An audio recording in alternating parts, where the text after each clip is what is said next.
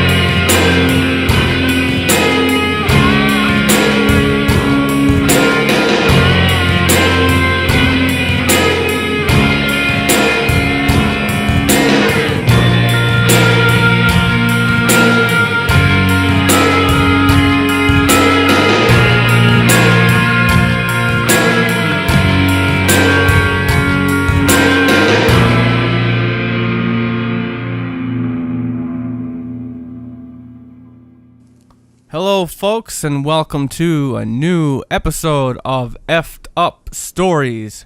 I am your host, Will Pender. And I am your co-host, Ryan Sharp. And tonight, again, with another fan submission. This one involving, well, he was a prisoner.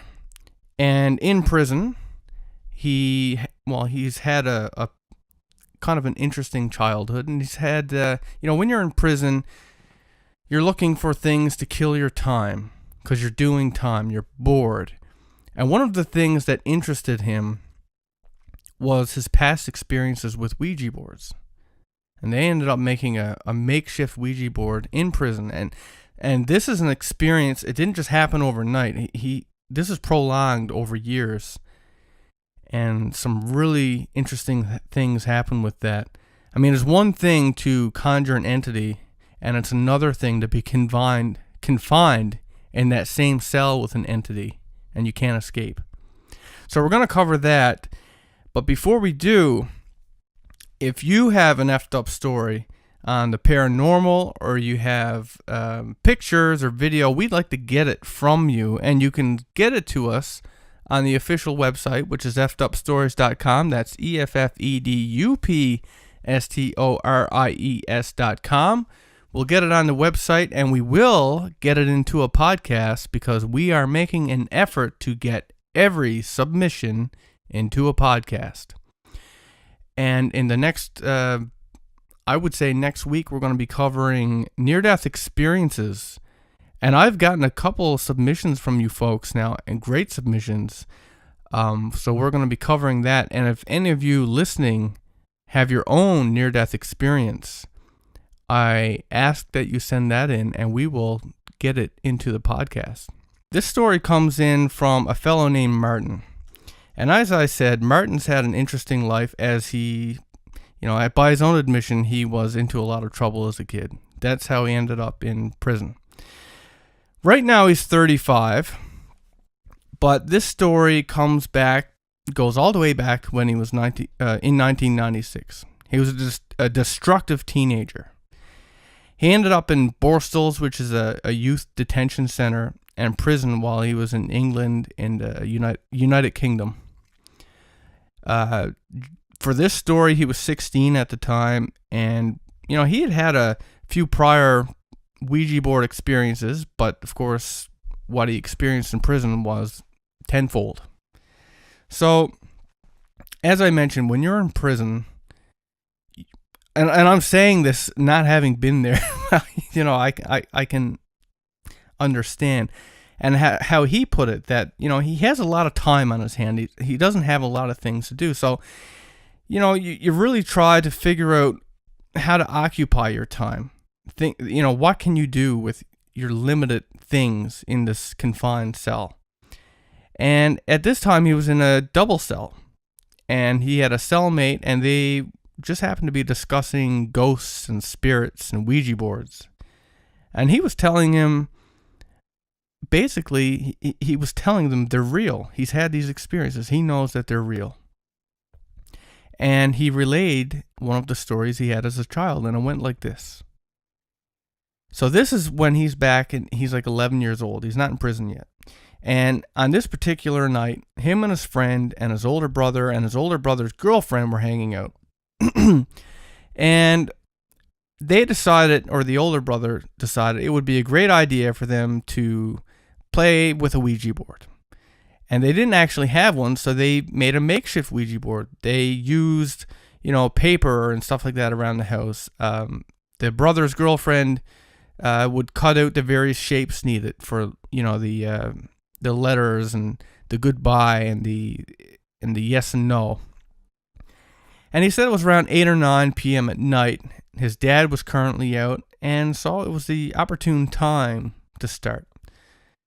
So they started by asking the Ouija board questions. He said he can't remember specifically what the questions they were, but, they were the general and common kinds, such as, is anybody there?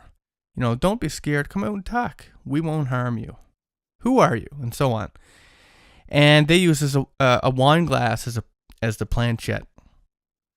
So they're asking these questions, and he remembers his brother's girlfriend. She was the main one in charge here. She was the one asking the questions. And they were doing this for a little while, and then for some reason, she didn't want to use the wine glass as the planchette anymore. She suggested that they all got up, formed a circle, and held hands around the table instead. And she would still ask the questions. So they took the wine glass and they put it on one side, and they all held hands, and they started to question the Ouija board in this way. And then they introduced a bicycle flashlight to the center of the table and asked, to the spirit, if you were there and you want to answer our questions, please make the bicycle flashlight turn on. Flash twice for no and once for yes. And then the spirit or entity began communicating with them by flashing the bike lamp, to give them answers to their questions. And he said, well, he didn't ask any questions, and the brother's girlfriend was the one who solely did this. At some point, something happened. There was some answer that she was given that scared her. And when this happened, he said the whole atmosphere of the room changed. And it got so intense that the older brother actually had removed himself from the circle and walked out of the room. And he said something to the effect of, I'm not doing this anymore. He was done. And everybody knew he was scared, and he walked out. So, in any case, Martin didn't mind, and he wasn't particularly scared. He was a cocky, young troublemaker. So they rejoined hands and carried on with the session. And he said the wine glass from earlier that was put to the side suddenly fell from where it was on the shelf or the unit dresser, wherever it was, and it smashed on the floor. And at this time, he said the bike light starts flashing. And he said they all shit their pants and ran out of the room. He said they gathered into the hallway, they started panicking, and they looked at each other in disbelief because something actually happened. And then the phone rang. And his older brother picked up the phone. And he had this puzzled look on his face. He just put the phone to his ear, and after a few seconds of listening, he passed the receiver over to his girlfriend. And when he did so, she let out a scream. She threw the phone down, and they all took off out into the front yard of the house. And as they were out in the front yard, and they were, because only the girlfriend really knows, and I guess the older brother kind of knows what happened. And, Martin and his friend, frantic, wanting to know what happened. And the brother explained that when he picked up the phone, he heard a voice, but the connection was really bad. He said it was crackly and full of static. And, Martin, he says that this gives him goosebumps as he recalls this, but he said through the static on the phone, he could hear a voice, and the voice was whispering, "Help me," over and over. So his brother, being the knight in shining armor, passes the phone to his girlfriend. But as soon as she said hello, this screaming voice, this fucking bitch, right? And her hysteria, of course, was contagious, and they all just freaked out and ran out into the front yard. So, Martin believes that whatever it was, it wasn't human. It was something else, and he believes that the activity of using the Ouija board generated this fear between them, and this fear attracted something, and that something fed on that fear that they were giving out, and it gave them power to communicate with them via the bicycle lamp and eventually their home phone. That's pretty perceptive. Yeah, especially for an 11-year-old. So this is the story Martin tells in prison. This is the story he just tells his cellmate. So now we're going to go back to the present time where he's, well, not present, but in his story, it's present time, he's in prison. He just shared this story with his new cellmate, and a cellmate is pretty amazed with it. And he tells him that, Martin tells him that the experience, it still scares him today, but I mean, he has an undeniable interest in this. And despite his fear of it, telling the story gave him this urge. He's bored, remember, he's in this cell. It gives him this urge to create a new makeshift Ouija board. And, his cellmate was interested in the idea as well. So like before, they created it using, paper ripped up into little squares with the alphabet and the numbers and yes and no and goodbye pieces. And obviously not a person who's used to making good life choices. Well, how perceptive of you. So, I guess I can understand it, though, because there is an undeniable attraction to things that we're not supposed to play with. If there's one thing I'm guilty of, and you too, Ryan, is that we're always picking where we shouldn't be picking. Oh, most definitely. And in not to the extent that I ever ended up in jail, though. Yeah, well, hopefully that never happens. We'll see. We'll see. Yeah, this podcast would be kind of hard to carry out over a prison phone. Who knows? Yeah, well, yeah. In any case, going back to Martin's story here. So, they're in there, they're making this makeshift Ouija board. And he said a cellmate has never used a Ouija board before. But he told him anyway, he said, you are supposed to put a 5-pointed star in the middle of the board, and in each corner of the star, place a letter. And of course, the letters that were going to go there, it's a 5-pointed star. There's, 5 little corners to put the words, and it's supposed to spell out Satan. Now, for the record, I've never seen this in any Ouija board, but, there's always modifications that can be done. So that's what they did. And he said they drew the 5-pointed star on the floor in pen and spelled Satan's name around it, with each letter going in one of the 5 corners of the 5-pointed star. And he said he arranged their paper numbers and the alphabet around the star with a yes and a no, and they had, the goodbye. So in any case, for a pointer, obviously they weren't going to get a wine glass because that could be a weapon in prison. So what they used, and not just this case, but in every case, they'd find something, whether it was a deodorant lid, a piece of glass broken from a coffee jar. So there goes my theory just then.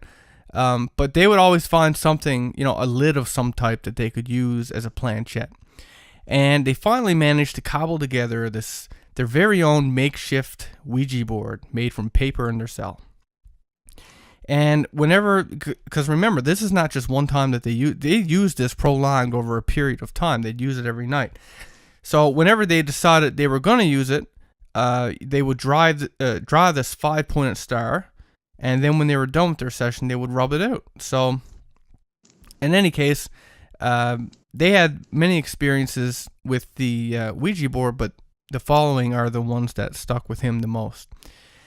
So on this one particular night, his cellmate and himself, Martin, sets up the Ouija board, and they began by contacting spirits that they were told were from their past, people that they might have known in previous lives. But then they started to get something else, which he believes was a demon. It began by causing the planchette to move in a pattern of figure 8s. Now, if you recall from our Zozo episode, We've actually done 2, one on Halloween and one was a user submitted story.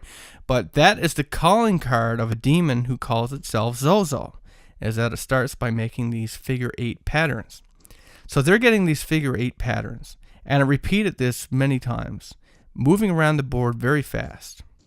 It also started to move around this 5-pointed star, eventually spelling out Satan. And every time they asked this spirit if Satan is who they were dealing with, they were being told it was. And he said he knew it was them, or he knew it was Satan. Like he knew it because of the way he felt. Like he just had this intuition. And he does say that in the beginning, it was actually kind of a good experience. He said that he was quite comical. He liked to joke and play tricks. Like he'd ask him how many wives he had. He said he had over 300. At first it was just like a running gag for them. It was just something for them to play with. He said, he could answer questions about that only you or your friend would know, names of family, names of grandparents, and so on.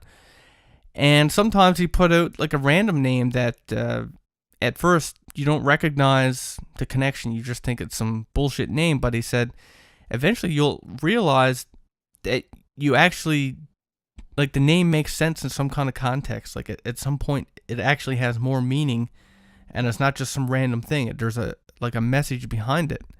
And that's actually a hallmark of quote unquote demonic experiences, that a spirit that's associated with you or your family might have knowledge of you or your family, but a demonic entity typically has information. It's a spirit that you don't know, you're not associated with. This isn't grandpa.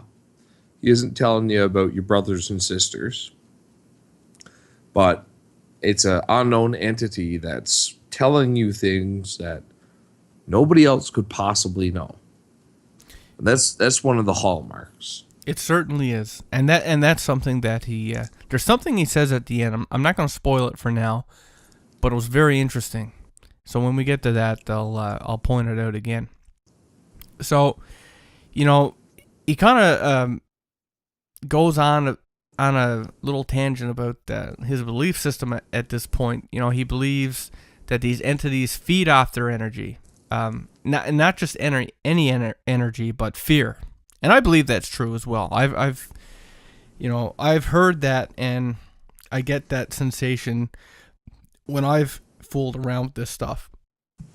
And he said, why else would they go through so much trouble to scare the shit out of people? Yeah, exactly. Right. And, on this other particular night, he says, he knows it sounds silly, but on this particular night in the cell, there was a storm outside. It was, it was raining really hard, and it was accompanied by thunder and lightning.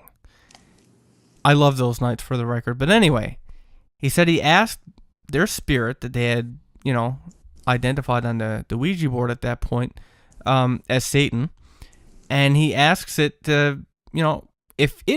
if he was responsible for the storm that was outside, and it says yes. So he asks it to make more thunder and more lightning. And what's interesting about this is that he repeatedly would ask it to create like thunder or lightning at a particular moment. And it was like it would on cue. And he said he got the the sensation that they were controlling the storm themselves through it.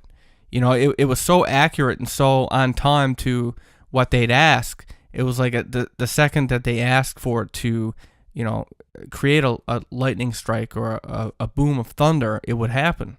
And he did this multiple times over the course of 20 minutes. And it gave them a little bit of a high, right? To feel like that they were able to control the storm in some way. And after this, they started asking it questions like, if they could have some power of some kind, is it possible that he could give it to them? And the way that he said it to him, he said, we're prisoners. We're basically evil anyway. So we will do your deeds. We would do whatever you ask. Just, give us power. Give us whatever, right? And that, they made this plea, and he would make bad things. He started making bad things happen to those around them that otherwise meant them harm. And he elaborates on this a little further on. So this is actually an example of that. On this one particular day, they had this female officer in the jail, right? And she had a problem with Martin, and she ordered him back to a cell. And what it was they're allowed to go to this canteen, which is basically a store in prison. You have your jobs in prison. You have your ways that you make wage. I mean, people can give you money, like your family or whatever, but for everything else, like you have these odd jobs or jobs that you can have in jail, and they pay money and it goes into your account, and their equivalent of a store is the canteen. So on a scheduled release, I guess, they can go to this canteen and spend their money, and they can get things like they could get batteries for their radio, because they weren't allowed to, back then they didn't have electricity in their cells. So they had radios and stuff like that. So to keep that going, they'd have to go buy batteries. And, with the only, caveat, I guess, is that you couldn't, if you had batteries and you wanted to get new batteries, you'd have to, you couldn't just buy new ones. You had to bring your old ones and give them in before they'd let you buy new ones. So in any case, the rule was you couldn't just, you had to have a canteen bag to put the stuff in. You weren't allowed to be keeping old batteries and stuff like that. And what Martin had been doing was collecting them and keeping them in his pillowcase. And when the officer found that out, she ordered him to take it out, or he wasn't going to be allowed to go to the canteen. And he was going to be stuck in the cell while everybody else went. And anyway, Martin refused for whatever reason. He was sent back to his cell, and he was pretty pissed off about it. So when they were using the Ouija board later that night, it started out with the planchette doing the figure eights. It did the spelled Satan around the 5-pointed star, and almost as soon as the session started, it spelled out "kill her." And he questioned. He's like, "What? Kill who? What are you talking about?"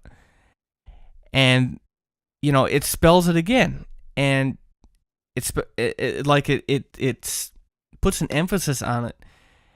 And him and a cellmate looked at each other with these really strange looks, and Martin knew, like he understood, and he said to his cellmate, "It's like, kill the bitch, kill her." And he was referencing the officer that had, kept him from going to the canteen earlier.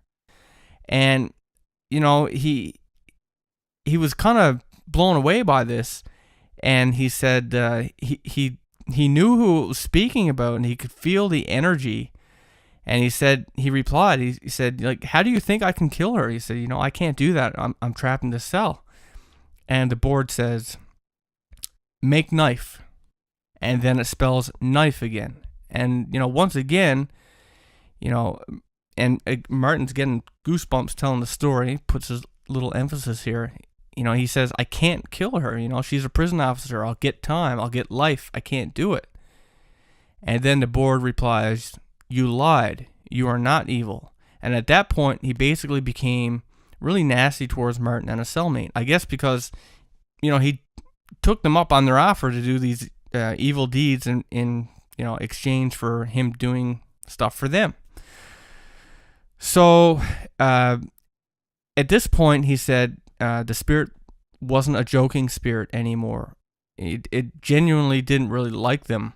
He said every time that him and a cellmate would try to use the Ouija board, it basically, the spirit that they picked up, who they thought was the same spirit, would try to do something to scare them. He said on occasion it would pretend to be a different spirit, but he said deep down he knew it was the same one, and he would, something would come about that would reveal it. He said he could feel it. He said he could tell it was playing. He could just feel it. And he said, there was nobody else on the other side. Like when they went to contact spirits, it's like they always got him. It's like he got the impression there either wasn't any other spirits, or the other spirits or entities that were there were too scared to come through, because this particular spirit, whether it was Satan or Zozo or whatever you want to name it, that spirit was so bad that no other spirits would come near. And he gives an example of this. He says one time he was talking to what he believed was another spirit, and because he said that like when he tried to contact Satan or whatever, it wouldn't work, right? And at some point in his questioning, he got suspicious, and he questioned the spirit, and he insinuated that it was indeed the same one, and he did end up admitting to it. And at the same time, he warned them from trying to contact him again, or I guess even using the Ouija board at all.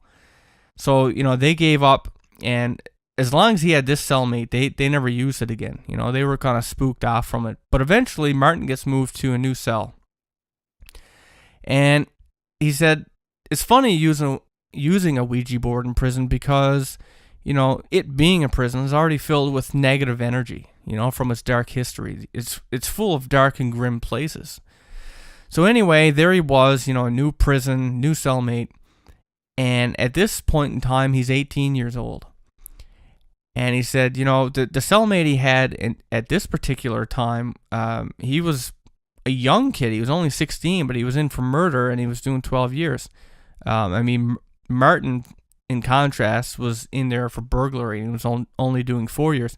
But, the story of the 16-year-old was that he was burglaring a house one day, and while he was in someone's house, the owner came home, and the owner trapped him in the house while he was robbing it. The kid panicked. He grabbed a kitchen knife and stabbed the house owner 14 times.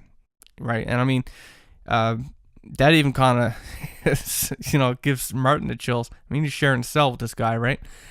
But anyway, like before, these two guys are sitting around in the cell. They're sharing stories, and they get onto the topic of ghosts. And Martin tells them about his past experiences with the Ouija board. So just like before, they ended up getting interested in the idea and making another makeshift Ouija board. And they communicated with spirits, and once again, they pick up the same one that Martin had gotten before. The one that spelled out Satan using the 5-pointed star. And this spirit started to move the planchette into figure 8 patterns. And like Martin said, he knew, he could feel it. It was the same monster. It was the same entity that he had been in contact with his previous cellmate.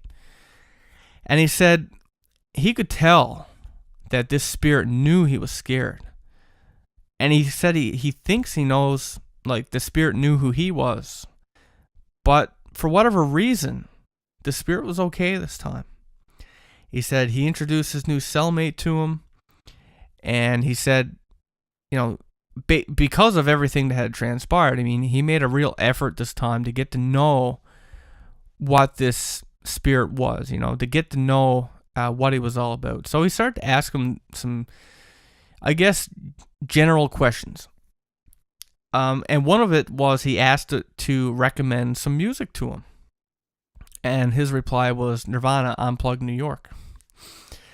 And, Martin ended up ordering that album, and he really liked it. And he asked all these like other general questions, like who killed Tupac, and the answer was the Black Panthers, and apparently Satan likes Elvis. I don't know, but he asked all these different questions to get a general idea of the personality of what the spirit was. And anyway, this was fun. That was their first little foray into this. And, on the topic of music and stuff like that, Martin had wanted to get a CD. That stuff's a real treat, I guess, when you have nothing and you're in a prison cell. You really look forward to getting music or anything like that to, I guess, help pass the time and stuff. And at this particular... Asked to escape. Yeah, escape.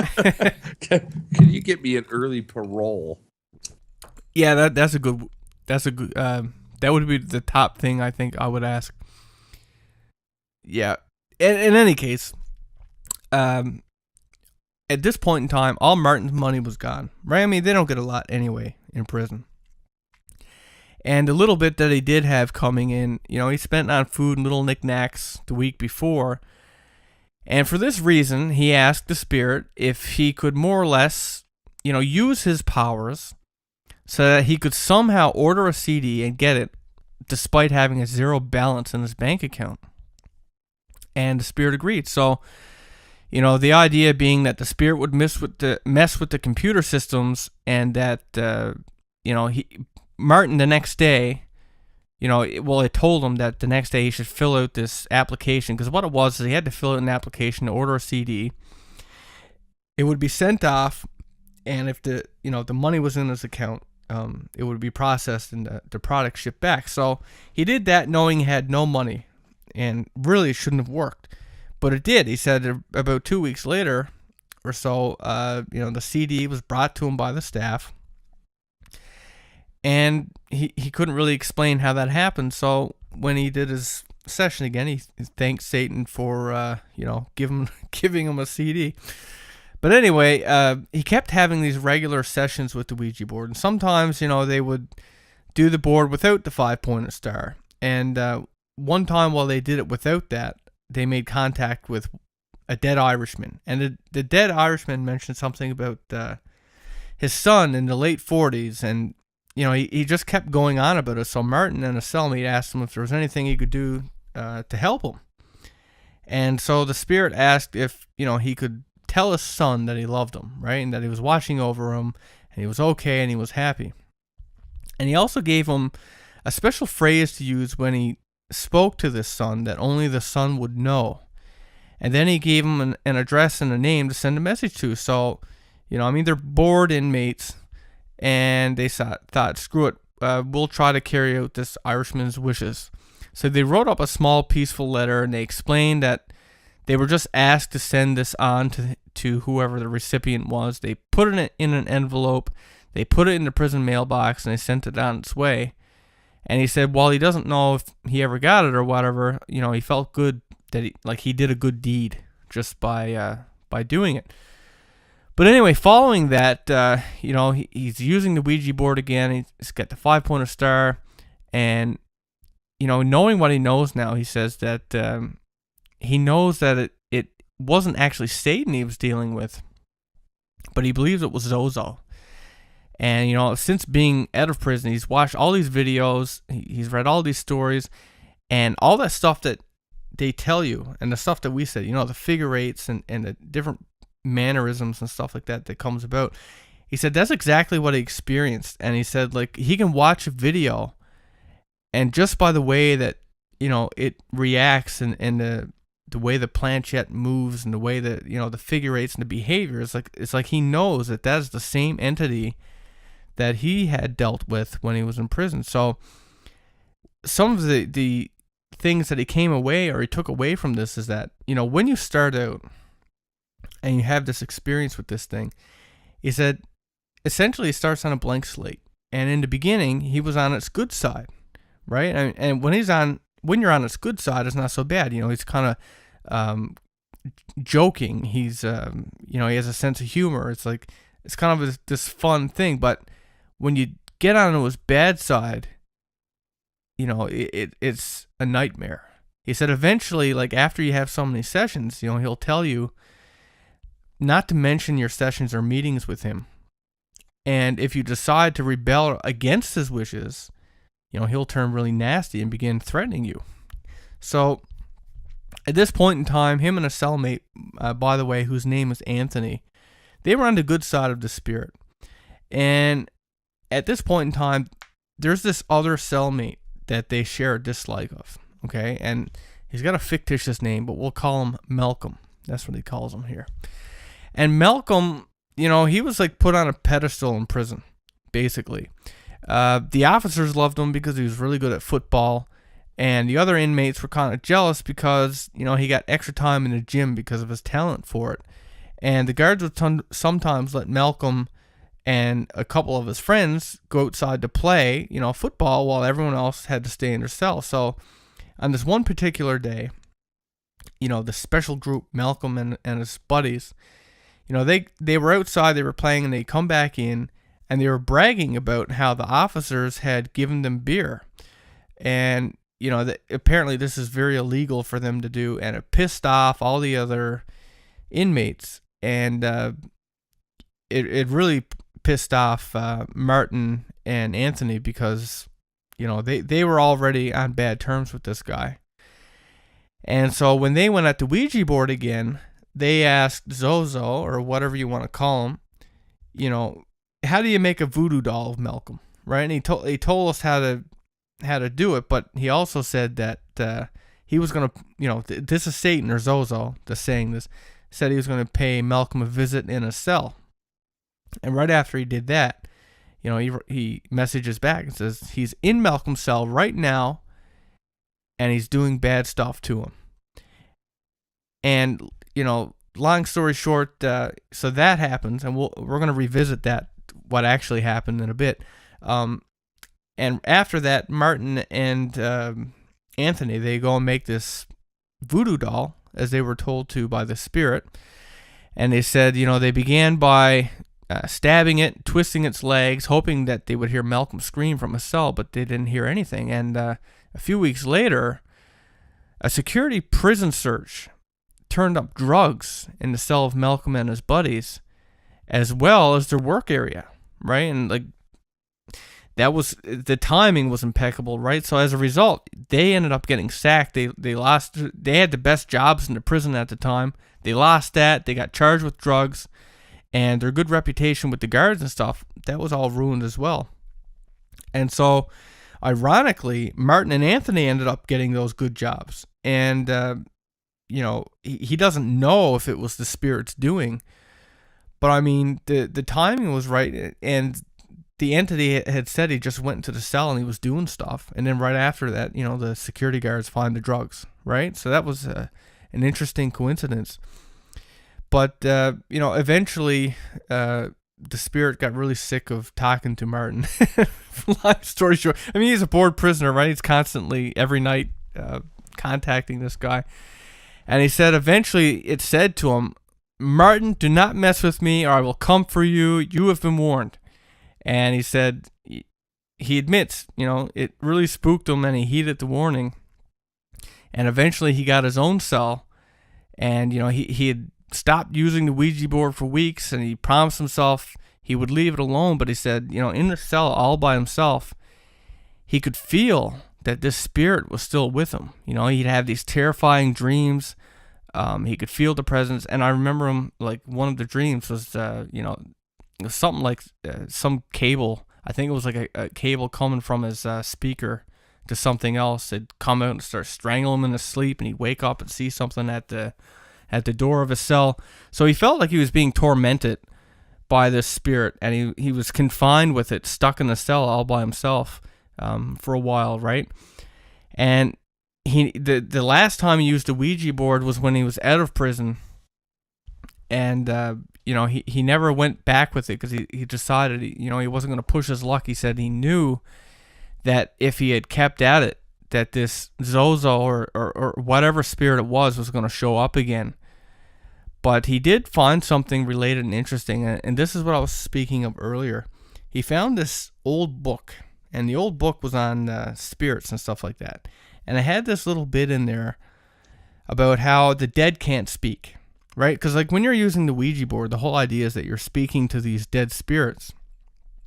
But this book says the dead don't speak, but the demons will the voices of the dead.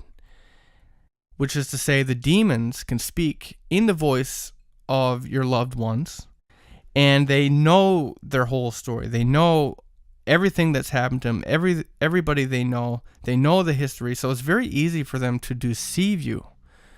And they said, he said, if you speak to a spirit, never believe what they tell you. They mimic your loved ones. And whatever these spirits are, they're jealous of our place here on earth. And they're so jealous that they want to kill us. And they do that by controlling us. They can have us kill each other, or, whatever. But the devil's biggest trick is to convince us that he does not exist. And I think that's true, right? I mean, most of what we know or what we hear or whatever, I mean, we can chalk most of it up to good Hollywood movies, right? In mainstream media, at least.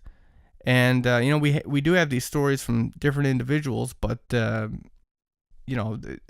no, like, you can, I forget where I'm trying to go with this.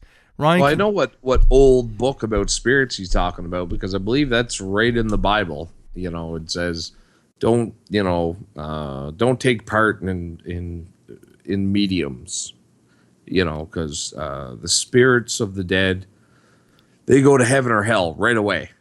So they're not hanging around to talk with you. So if you're talking to some quote unquote spirit, it's not the spirit of a person. Now, again, I don't know how much stock I personally put in the Bible, but that's where that comes from, most definitely. My question is, if it's from the Bible, how do you forget the name of that book? Obviously, the book the book he's referencing isn't the Bible, but that's where that book that he's referencing got that little line from. That's because there's a whole, I don't know, I'm not going to say section, but there's definitely a paragraph in there somewhere that details, don't use magic and don't use necromancy and don't contact spirits and don't go to mediums, because all the spirits that you're going to come in contact with aren't the spirits of people who were once living. They're the spirits of demons. I guess that's the paraphrased version of that. Well, one thing I will say, in terms of spirits and whether you can contact them or not, and this is from just a near-death experience. I've been reading tons of the stuff in the past couple months, and as you know, we're going to be doing a podcast on it. But one of the things that, this is echoed through a lot of people's experiences, is that there are spirits that stay here on Earth for whatever reason. Many times because they're afraid to be judged. They're afraid to go into the dark, and they stay here. So it would seem plausible to me that you could somehow contact them. Well, you know me, I'm a big advocate for not listening to anything that's in the Bible. So, bust out the Ouija boards and the mediums. Careful now, you're going to get this call to be dropped. And yeah, there you go. Go for it. But I have protection this time. Is it the talisman? Well, I don't know if I call it a talisman, but it's definitely a very artfully crafted, I guess you'd say, spell that a concerned listener has sent in to us. I don't know if a concerned listener or a proactive listener. And I don't know. Did they say that they did or did not want their name? Well, that's what I was just thinking, because I was just thinking I could announce a giant thank you on the air, but I don't know. Well, either way, you know who you are. I do currently have your gift put out before me, and I'm in the process of getting actually a picture frame to put it in, so I can hang it right above my monitor, so that it's always visible while I'm doing my podcasts. I am very appreciative of the work that you've put in, and it is it's quite striking. That's for sure. And as am I. I'm obviously I'm appreciative because he came to me and I got him to send it to you as you're closer to the border. And in any case, as Ryan said, you know who you are, and very appreciative. I'm very interested to see how this plays out, by the way.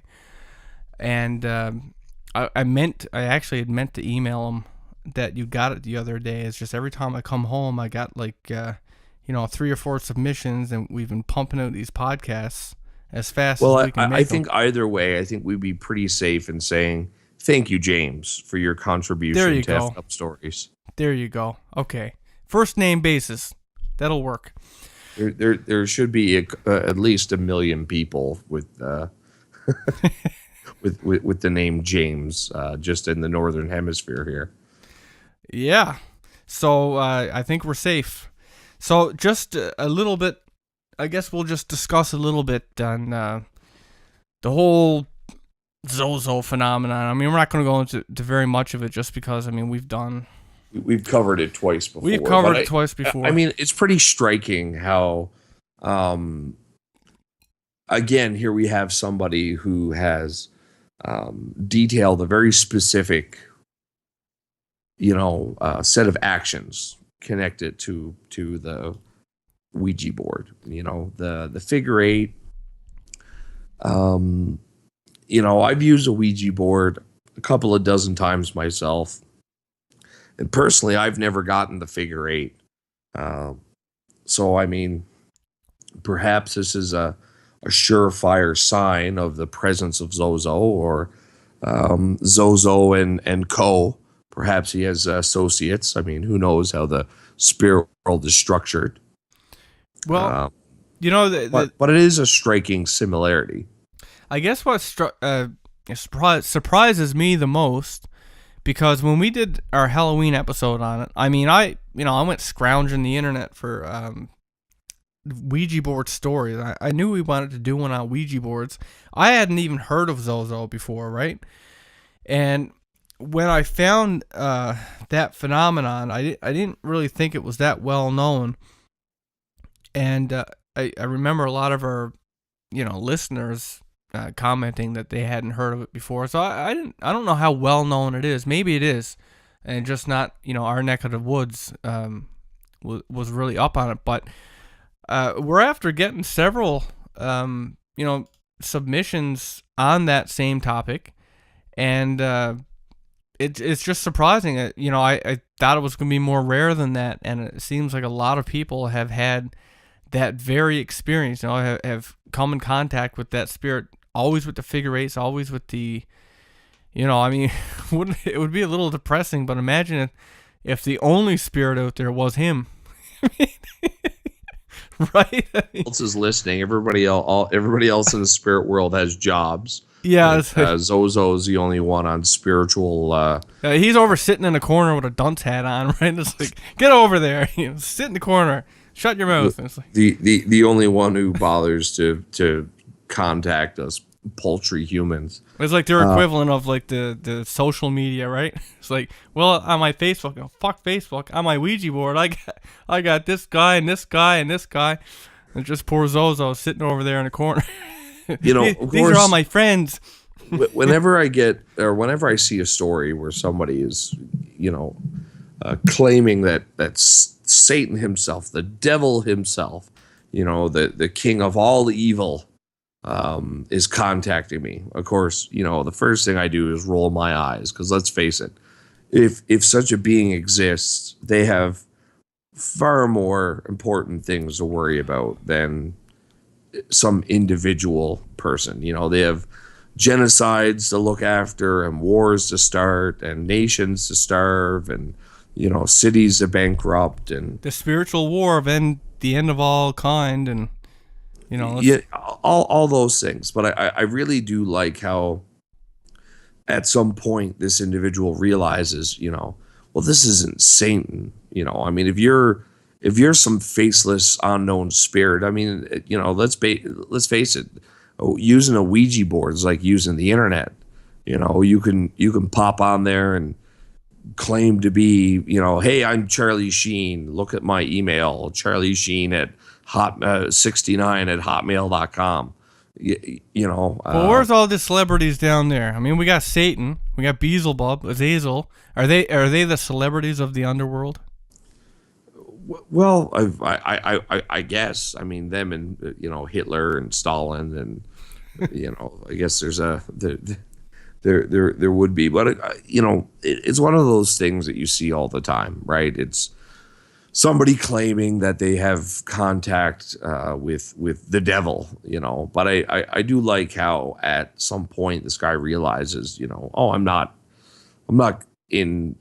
communicating with the king of hell, the lord of all evil, the prince of darkness. I'm contacting some other spirit, and then later makes a connection to Zozo because of the personal experiences that he's had. But I also like how, there seems to be a particular presence that manifests with these entities. It's almost like, perhaps each spirit has their own kind of energy fingerprint, and that expresses itself in a very particular way. And when you're interacting with a given spirit for a length of time, regardless of what they tell you or what they pretend to be, on some level, you kind of detect that presence, that fingerprint, whether it's the way the Ouija board acts, the way they answer questions. There's some quality about the interaction, all of the little idiosyncrasies of the whole interaction together that gives you the impression, oh, I know this spirit. I've contacted this spirit before. And that does seem to be a genuine quality. It's something that I personally can attest to, that, in my various workings throughout the years. I feel that, working with an individual entity for a period of time gives you kind of a familiarity with the way they answer questions, or just the way that they feel when they're close. And and that makes sense. But the thing that I find eerie about that is, again, how widespread it is for people who contact this spirit known as Zozo. I mean, that's it's very widespread, right? I mean, so that's a prominent demon with this. So, in any case, I hope you guys enjoyed that fan's submission. Again, that comes from Martin. Fully rehabilitated now. So, a hand of applause to Martin.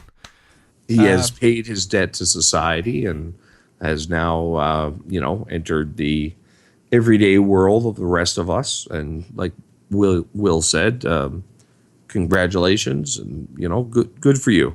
And he's also done a good deed by providing, hopefully, some entertainment for you guys. So, with that having been said, I hope you catch us next time. And if you have your own effed up story on the paranormal, or you got videos or pictures, you can get that to us at our official website, which is effedupstories.com. That's EFFEDUPSTORIES.com. We're making an effort to get all of your submissions into podcasts, and of course, they'll get on the website. So get that into us. We'll be covering near-death experiences in about a week from now. So if you have a story on that, get that into us ASAP, and we will catch you next time. Have a great night, everyone. Thank you for listening. In any case, Martin didn't mind, and he wasn't particularly scared. He was a cocky young troublemaker. So they rejoined hands and carried on with the session.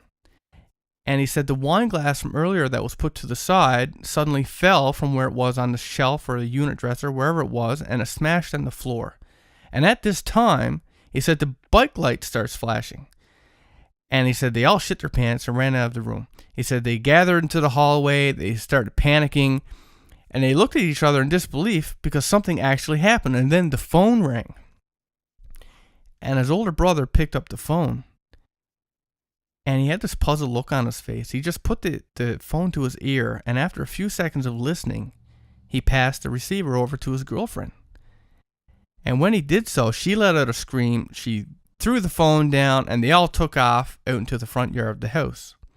And as they were out in the front yard, and they were, because only the girlfriend really knows, and I guess the older brother kind of knows what happened. And, Martin and his friend, frantic, wanting to know what happened. And the brother explained that when he picked up the phone, he heard a voice, but the connection was really bad. He said it was crackly and full of static.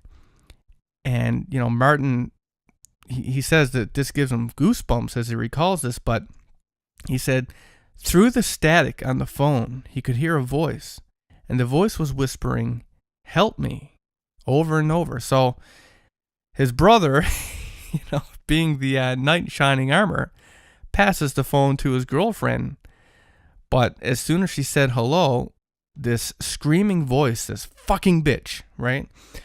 And her hysteria, of course, was contagious, and they all just freaked out and ran out into the front yard. So, Martin believes that whatever questions, he said he can't remember specifically what the questions they were, but, they were the general and common kinds, such as, is anybody there? Don't be scared. Come out and talk. We won't harm you. Who are you? And so on.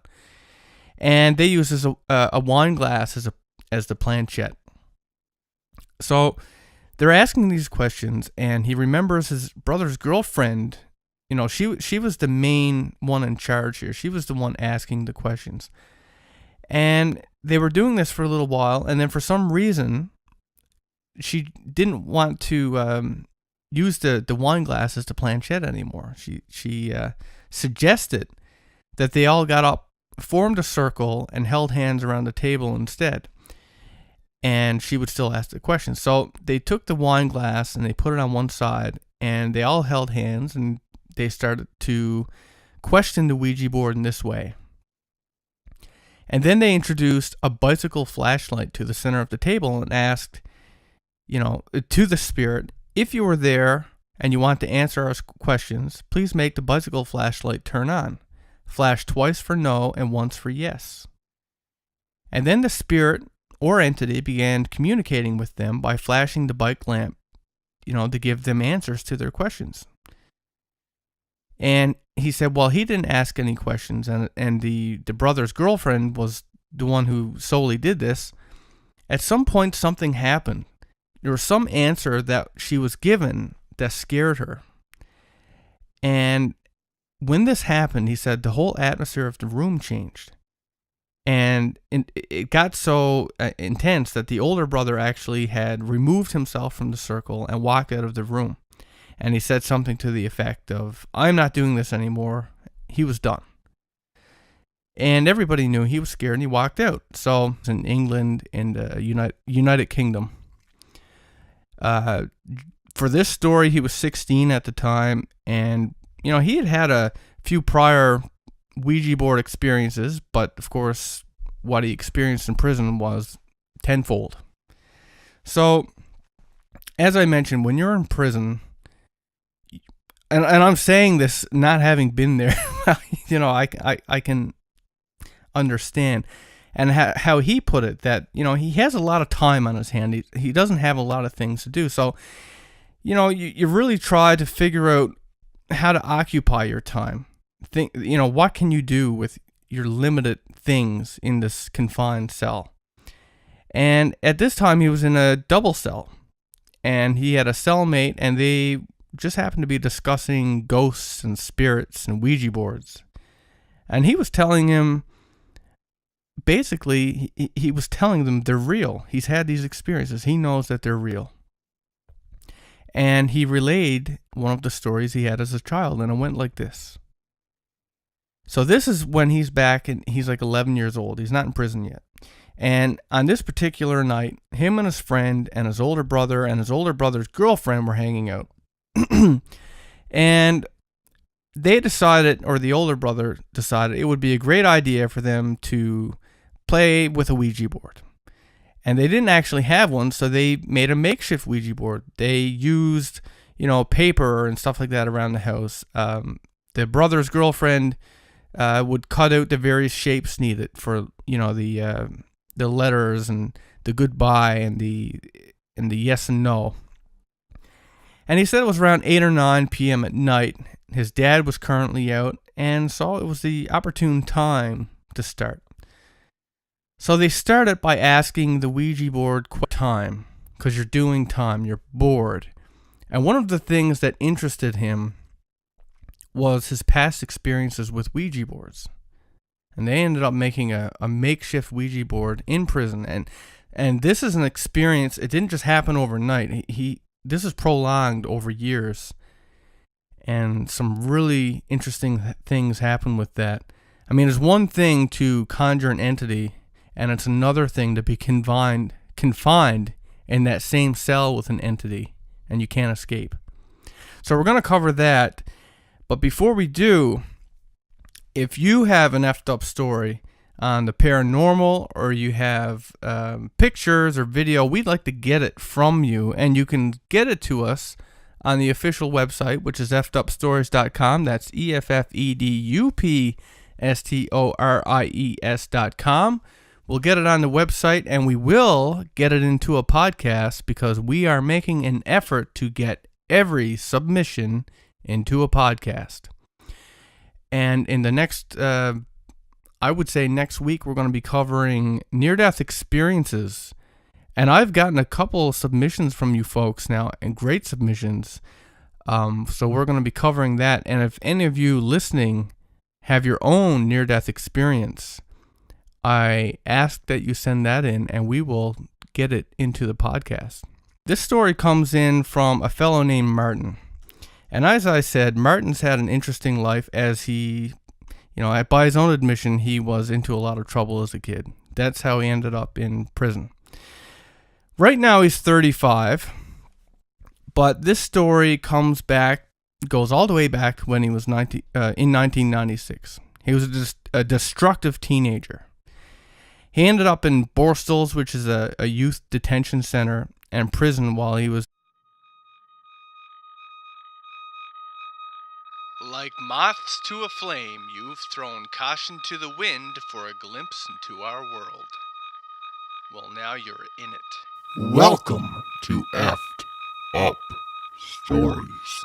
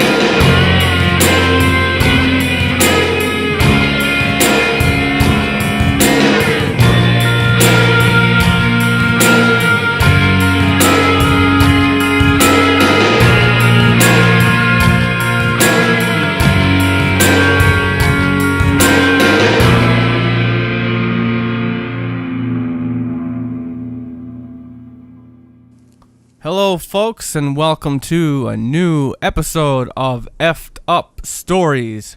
I am your host, Will Pender. And I am your co-host, Ryan Sharp. And tonight, again, with another fan submission. This one involving, he was a prisoner. And in prison, he's had a kind of an interesting childhood. And he's had, when you're in prison, you're looking for things to kill your